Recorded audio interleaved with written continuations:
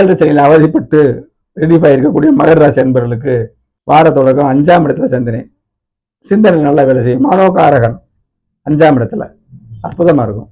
சரியா? நல்ல முடிவுகள் எடுக்கலாம். 8ஆம் இடம் தினரும் சொல்றேன்னா முடிவுகள் எடுக்கக்கூடிய அமைப்பு 5ஆம் இடத்துல சந்திரன் ஒளியா வந்தா நம்ம மனசு ஃப்ரெஷ்ஷா இருக்குன்னு அர்த்தம். முடிவு எடுத்துக்கலாம்.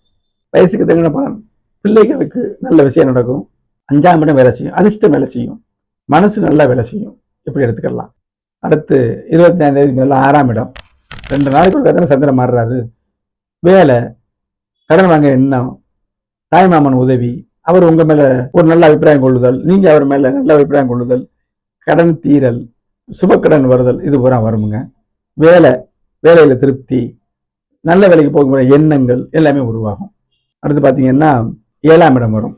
ஆட்டோமேட்டிக்கா வயசுக்கெல்லாம் சொல்லுவேன். பருவம் அடைஞ்சவங்க தான் தசாபுத்தி அடிப்படையில் தான் திருமணம் நடக்கும். 19 வயசுல திருமணம் ஆகக்கூடிய நபர்கள் இப்ப இருக்காங்க.